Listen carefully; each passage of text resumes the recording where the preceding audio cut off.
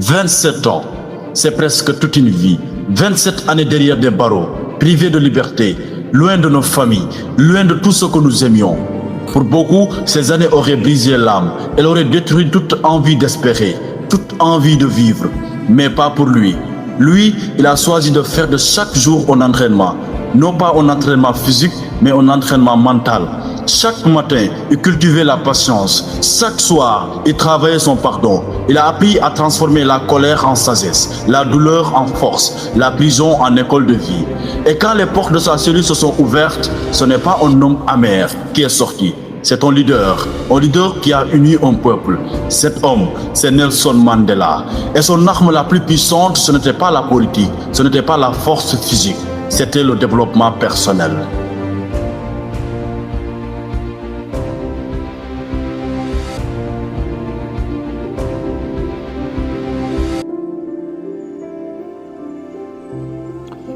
Bonjour à tous, je suis Maître Ziz, un passionné du développement personnel.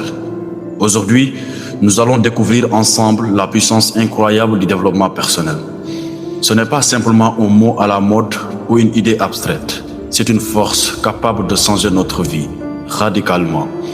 Quand je dis radicalement, je parle de changer notre regard sur nous-mêmes, changer notre façon de réagir aux défis, changer notre manière de vivre, d'aimer, de travailler et même d'influencer ceux qui nous entourent. Dans cette vidéo, nous allons explorer comment et pourquoi le développement personnel peut être cette clé qui ouvre la porte vers une vie plus riche, plus libre et plus consciente. Aujourd'hui, beaucoup parlent de développement personnel, mais ce mot est parfois vidé de son sens profond. Ce n'est pas seulement lire des citations inspirantes ou regarder des vidéos motivantes. Le développement personnel, c'est un travail intérieur, patient et constant. C'est apprendre à nous connaître vraiment, au-delà des apparences. C'est accepter nos forces, nos faiblesses, nos blessures et décider d'avancer malgré tout. Ce processus est une révolution intérieure.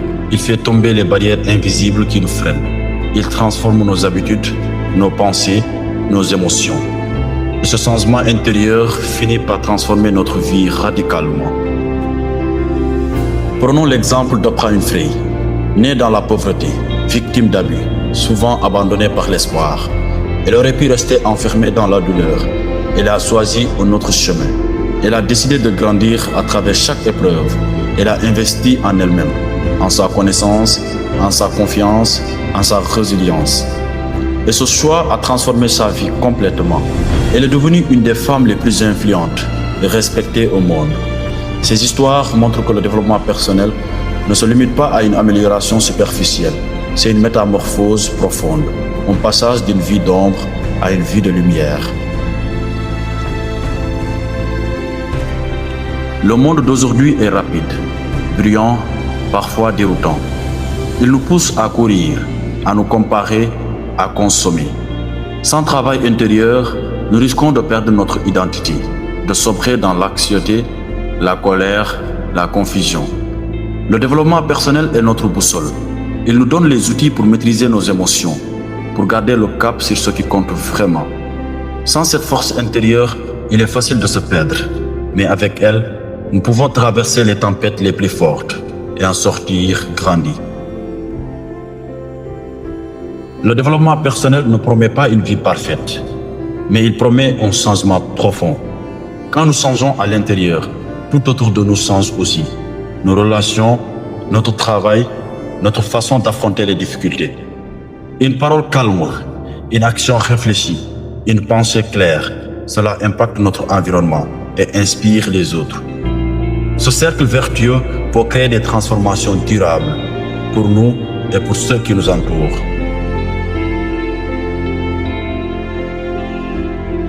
Maintenant, parlons de ce que nous pouvons faire dès aujourd'hui pour commencer ce voyage vers une meilleure version de nous-mêmes. Premièrement, prendre conscience de soi. Observons calmement qui nous sommes, sans jugement. Posons-nous des questions simples.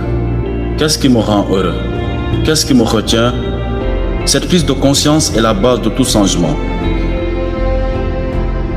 Deuxièmement, se fixer des objectifs clairs et réalistes. Une fois que nous savons ce que nous voulons améliorer, définissons des objectifs concrets. Pas de simples rêves, mais des buts précis et atteignables. Par exemple, au lieu de dire « je veux être plus confiant », décidons « je parlerai au moins une fois par semaine devant un groupe ». Troisièmement, s'informer et apprendre régulièrement. Le développement personnel est un apprentissage continu. Lisons des livres, écoutons des podcasts, suivons des formations, mais surtout, appliquons ce que nous apprenons dans notre quotidien. Quatrièmement, passez à l'action, même imparfaitement. N'attendons pas d'être prêt à 100% pour avancer. Chaque petit pas compte. Cinquièmement, pratiquez la patience et la bienveillance envers soi-même. Le changement prend du temps. Il y aura des réussites et parfois des échecs. Ce qui compte, c'est de ne pas abandonner. Traitons-nous avec la même douceur que celle que nous offrirons à un ami. Sixièmement, s'entourer de personnes positives et inspirantes. Notre environnement influence notre évolution. Cherchons des mentors, des amis ou des groupes qui partagent nos valeurs et nous soutiennent. Septièmement, prendre soin de son corps et de son esprit. Le développement personnel concerne aussi notre corps. Une bonne alimentation, un sommeil suffisant, l'exercice physique et la méditation soutiennent notre esprit dans cette transformation.